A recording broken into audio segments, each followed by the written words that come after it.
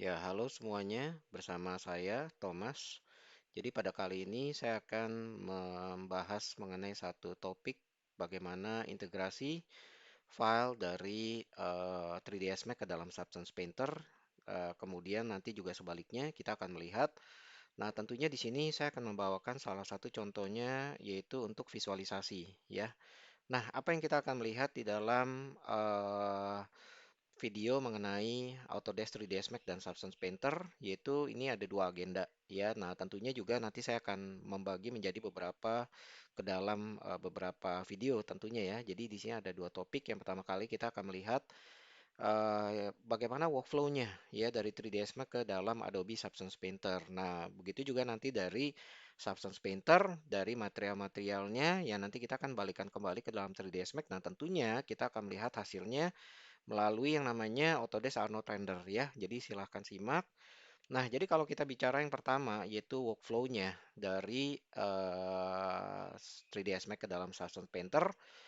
Nah, tentunya sebelum itu kita melihat juga ya, mungkin ini bagi yang belum mengetahui mengenai 3ds Max sendiri. Jadi 3ds Max itu untuk apa? Jadi kalau kita lihat memang dititik beratkan untuk visualisasi. Ya, nah tentu bukan hanya visualisasi saja, 3ds Max itu bagi 3D artist juga biasanya mereka menggunakan untuk membuat visualisasi. Ya, jadi ini adalah tiga area dari 3ds Max yaitu 3D modeling di mana 3ds Max sendiri mempunyai satu tools yang cukup komplit ya. Jadi kalau saya bilang adalah the full package dari 3D applications ya. Jadi yang pertama adalah 3D modeling, yang kedua adalah texturing dan shading, di mana di dalam 3ds Max juga terdapat material-material yang kita bisa gunakan dan bahkan kita juga bisa berintegrasi dengan material-material dari aplikasi ya. Contohnya hari ini saya akan membahas, kita akan mengintegrasikan dengan namanya Adobe Substance Painter ya. Nah, tentunya di dalam 3ds Max juga dia juga mempunyai salah satu rendering yang saat ini yaitu namanya Arnold Rendering ya, yang nanti juga di dalam apa contohnya. Jadi saya akan contohkan bagaimana dari file Substance Painter ke 3ds Max kemudian baru kita melakukan yang namanya rendering ya. Oke ya, jadi ini kalau misalnya kita bicara mengenai workflow-nya ya. Jadi apa sih yang kita lakukan di dalam workflow-nya? Nah, tentu saja di dalam 3ds Max itu kita melakukan namanya modeling. Ya, tentunya modeling tentu ya kita harus melakukan yang namanya referensi. Ya, entah itu kita membuat objek apapun ataupun kita membuat objek 3D yang memang nanti kita akan modeling ya. Tentu kita butuhnya namanya reference. Itu yang pertama. Yang kedua adalah kalau kita lihat di dalam 3ds Max sesudah kita lakukan modeling, nah tentu file ini nanti kita akan lihat visualisasinya di dalam Substance Painter-nya. Nah, tentu kita harus membuat yang namanya unwrap. Apa itu unwrap UV? Jadi mungkin kalau yang belum tahu mengenai unwrap UV itu seperti adalah image 3D yang kita akan buat, kita akan membuat namanya satu pola ya atau pattern 2D ya. Jadi mungkin gampangnya kalau saya jelaskan prosesnya seperti apa, sama aja kalau kita membuat baju ya atau kita membuat jas. Nah, tentu di dalam kita membuat jas kita perlu diukur ya. Jadi kita perlu diukur, kemudian tukang jahit itu membuat polanya gitu ya. Jadi sebelum membuat jas mereka membuat pola. Nah, begitu juga sama ya di dalam 3D modeling, waktu kita memberikan satu material terhadap pemodelan, tentu kita harus membuat namanya pola gitu ya. Mungkin bagi Anda sekalian akan bertanya, mengapa kita harus membuat pola? Nah, tentunya di dalam membuat pola ini, kalau kita tidak membuat pola tentu saja sama ya. Jadi waktu kita tadi balik lagi ke apa yang saya gambarkan, kalau kita membuat jas tanpa kita membuat pola, bisa saja jas yang nanti kita pesan itu mungkin tidak pas di badan kita atau terlalu besar, ya bahkan terlalu kecil. Nah, sama seperti itu. Nah, kemudian langkah selanjutnya adalah kita memberikan material ya. Jadi, mengapa kita memberikan material? Karena nanti di dalam Substance Painter-nya pun itu akan dibagi menjadi namanya layer ya. Jadi material-material yang kita buat nanti kita namakan. Nah, tentunya memang kita mempermudah ya. Jadi nanti waktu kita lempar ke dalam Substance Painter, kita juga tidak menjadi kesulitan. Artinya materialnya kita breakdown. Nah, lalu kemudian di dalam 3ds Max pun apa yang kita lakukan adalah langkahnya adalah kita mengekspor ya, kita mengekspor dari format 3D yang kita buat. Nah, di dalam kita mengekspor pun kita harus mengekspor dia dalam bentuk FBX atau OBJ ya, karena memang kalau kita tahu FBX dan OBJ merupakan salah satu format yang banyak sekali yang memang sudah disupport di dalam aplikasi lainnya. Nah, apa yang dilakukan di dalam Substance Painter-nya?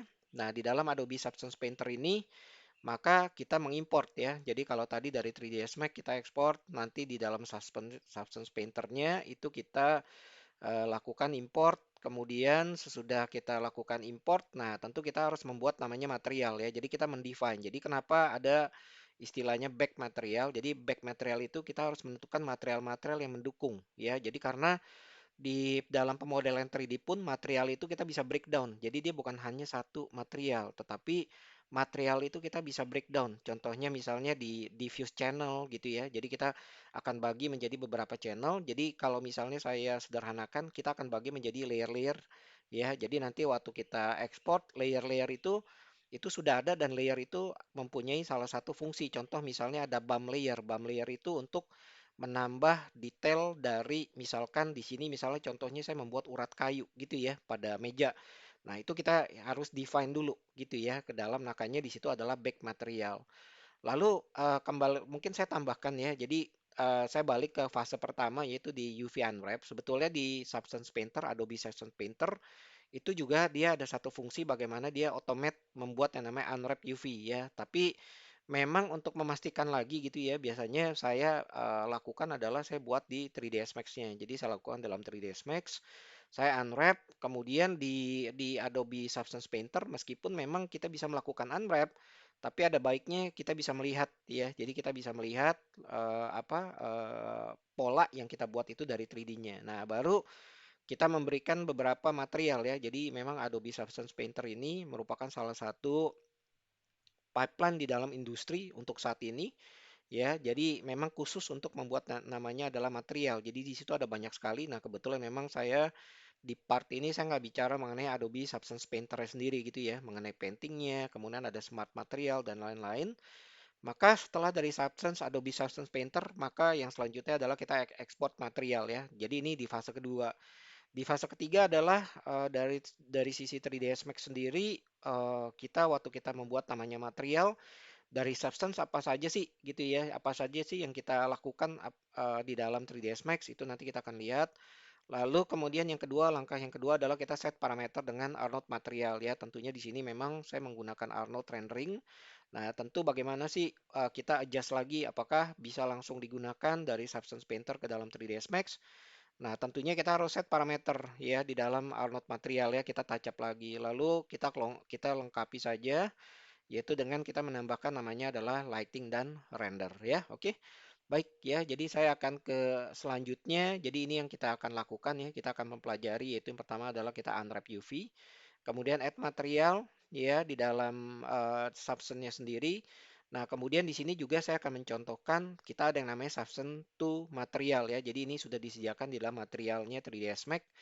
Nah, tentunya memang waktu kita menambahkan material di dalam terutama untuk substance itu ada beberapa metode yang nanti saya akan contohkan ya. Jadi selanjutnya di dalam demonya ini saya akan melakukan preview dengan menggunakan Arnold Render ya. Oke, baik yang pertama kita menuju ke dalam yang namanya contohnya ya. Jadi tadi fase yang pertama adalah di dalam pemodelan ya. Jadi kalau misalnya rekan-rekan sekalian melihat di sini yang saya contohnya adalah saya membuat suatu meja ya. Jadi yang simple aja saya membuat meja namanya flip ya, flip. Jadi saya ambil reference-nya itu dari Google ya. Jadi ini kalau misalnya kita lihat di sini ini meja yang sederhana, ada rak, kemudian ada laci, di sini ada wings-nya, jadi wings table. Jadi ini bisa dilipat gitu ya. Jadi ya biasa lemari-lemari untuk hiasan atau lemari untuk menyimpan ya. Nah, jadi apa yang kita lakukan ini adalah mungkin saya akan putarkan dulu ya.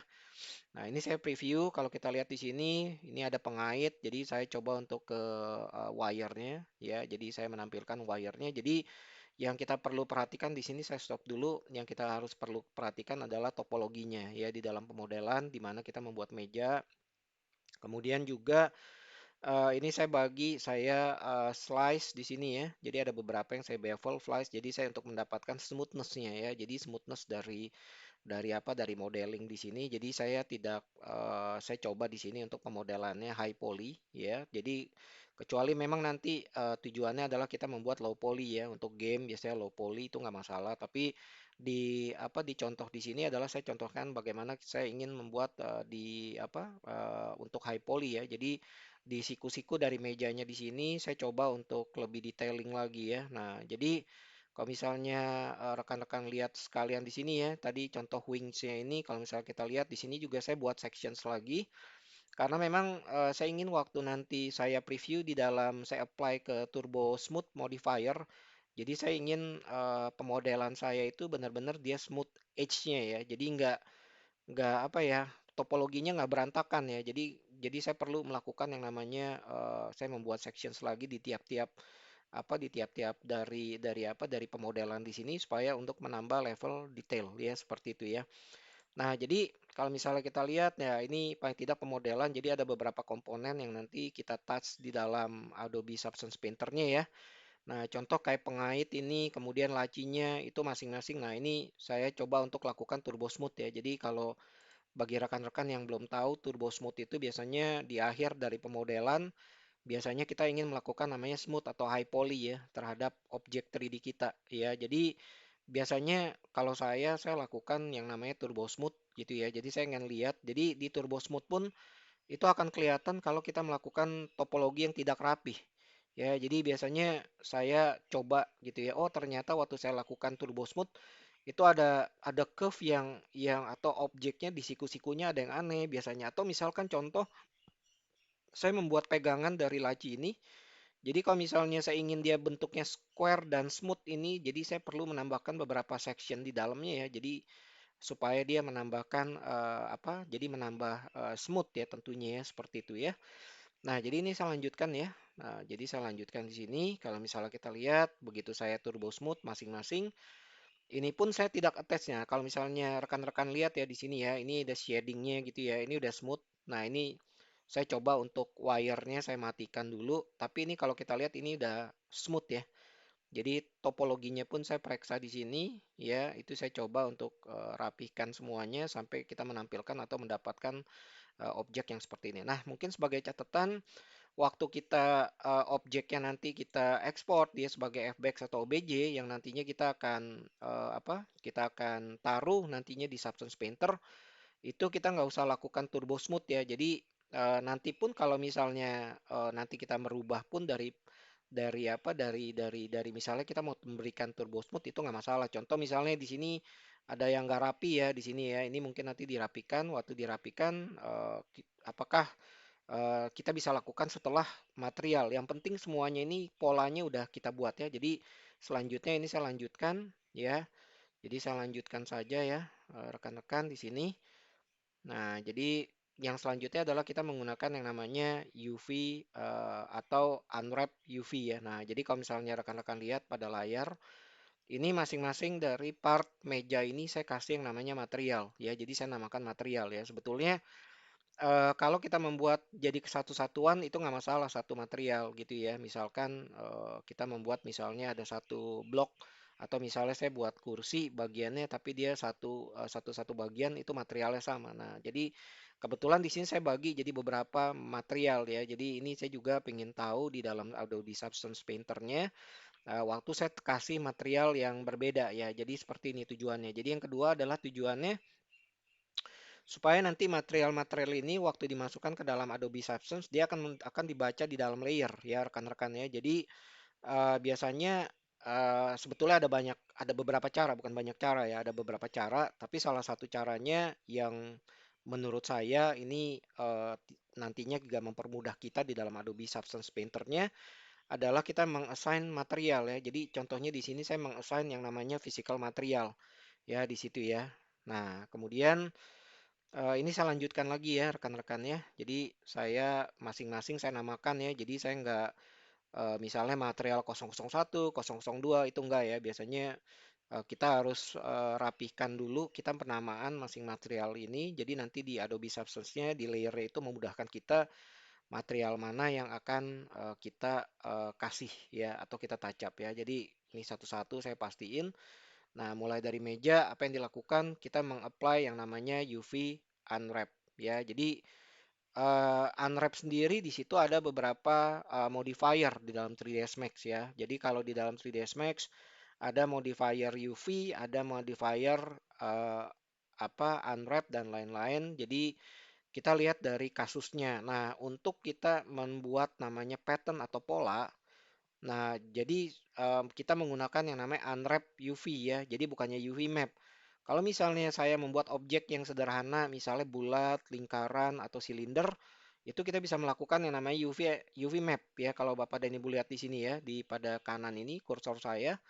Nah, itu kita bisa melakukan yang namanya UV map ya. Tapi kalau misalnya kita bicara mengenai objek yang begitu kompleks ya, itu kita tidak bisa menggunakan yang namanya UV map ya. Oke ya, jadi saya lanjutkan rekan-rekan.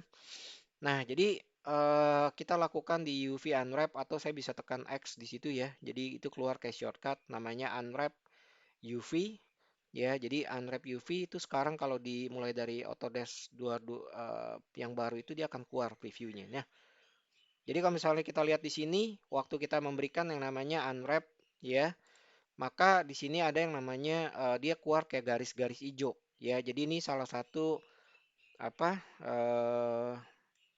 jadi waktu kita berikan yang namanya unwrap UV, maka di sini di dalam modifier itu sudah ada listnya. Ya, di sini contoh ini adalah saya breakdown. Jadi di situ dia akan ada namanya polygon, edge ya. Jadi di sini kita akan gunakan yang namanya polygon. Jadi di dalam unwrap pun di situ ada beberapa metode. Nah, jadi kalau begitu kita pilih di situ open editornya ya di dalam unwrap, maka dia akan di breakdown otomatis ya. Ya, mapnya di sini dia akan otomatis dia akan breakdown. Nah, jadi untuk memastikan biasanya kita harus menggunakan check pattern. Jadi pastikan patternnya itu nggak terlalu lari jauh ya. Jadi tujuannya apa sih kita menggunakan pattern di sini? Tujuannya adalah kita melihat dari yang namanya UV-nya. Jadi di mappingnya ini seolah-olah materialnya udah pas nggak. Jadi kalau misalnya contoh, misalkan kalau kita lihat pattern dari kotak-kotak ini, dia diagonal gitu ya, dia diagonal terus ke stretch. Itu kita harus perbaiki. Kenapa? Nanti waktu kita apply dari materialnya, nanti material yang kita kasih misalnya seperti tekstur kayu, dia akan ke stretch ya, jadi aneh gitu ya. Jadi kita harus cek selalu. Nah, jadi kebetulan di sini di 3ds Max 2024 gitu ya, yang terbaru yang saya gunakan di sini dia auto detect ya. Jadi secara ini dia otomatis ya. Kalau kita lihat pun di sini udah lumayan rapi ya.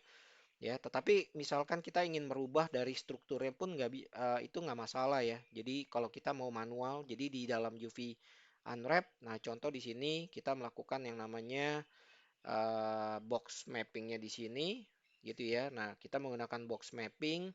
Ya, sekali lagi ya di sini kita juga bisa menggunakan atau kita bisa pack. Jadi ada pack UV atau di sini mapping tujuannya apa tadi saya mapping ini adalah saya ingin mapping bahwa masing-masing poligon ya, masing-masing poligon di sini ini mapping pada pada pattern yang benar ya kalau kita lihat di sini ya, pada pattern yang memang sudah tempatnya. Nah, kita bisa merubah lagi. Jadi ini memberikan satu kebebasan. Nah, kebetulan di sini saya menggunakan teknik yang namanya automatic ya tadi ya. Jadi waktu kita pilih mapping kemudian mapping unwrap di situ ada tiga metodenya.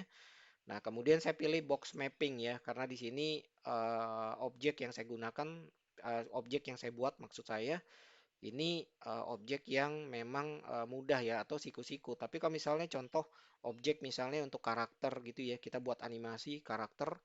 Nah, karakter itu kita nggak bisa ya. Jadi kita nggak bisa, dia otomatis memang dibuatkan sama seperti apa yang rekan-rekan lihat, tapi nanti berantakan gitu ya, messy gitu ya, berantakan. Jadi memang ada cara manual, kapan kita pakai cara manual, kita kapan pakai cara otomatis. Nah, kebetulan di sini saya menggunakan yang otomatis karena di sini kasusnya adalah saya membuat meja gitu ya, lebih mudah.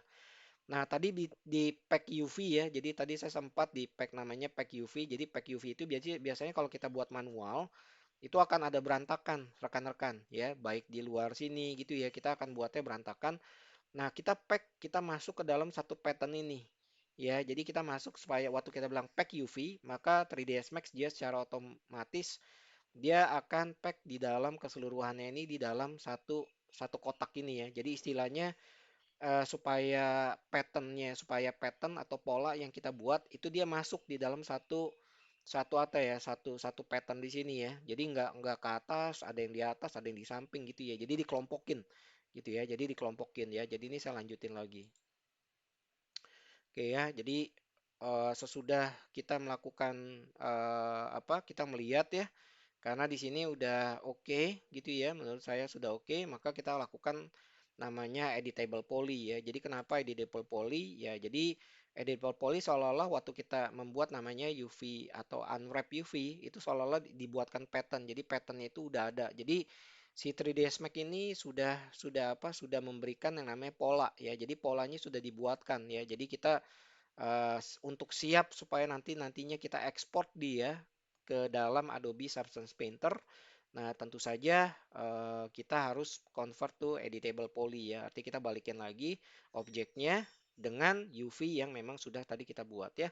Nah, mungkin sedikit ya kalau rekan-rekan lihat Substance itu sudah ada kalau rekan-rekan lihat di toolbars di atas ini itu ada namanya substance. Jadi substance di sini automatically sudah ada waktu kita lakukan atau instalasi ya. Tapi memang kalau misalkan tidak terinstall itu juga bisa manual itu kita bisa masukkan ke dalam websitenya Adobe Substance Painter. Ya, jadi kalau misalnya rekan-rekan lihat ya ini salah satunya ya kalau kita lihat ini di website dari Adobe ya, Substance 3D adobe.com plugin 3ds Max. Nah, kebetulan di sini di 2023 ya, yang saya gunakan 2024 dia sudah ada ya, jadi automatically. Jadi bisa lakukan dengan cara seperti ini ya. Nah, oke saya balik lagi ya. Nah, jadi ini satu-satu ya. Jadi kita melakukan unwrap UV satu-satu. Ini mejanya, lacinya, wingsnya, raknya gitu ya. Kemudian sampai sampai detailing semuanya ini dimasukkan ke dalam yang namanya UV unwrap ya. Ini jadi saya majukan lagi. Oke ya, satu-satu di sini.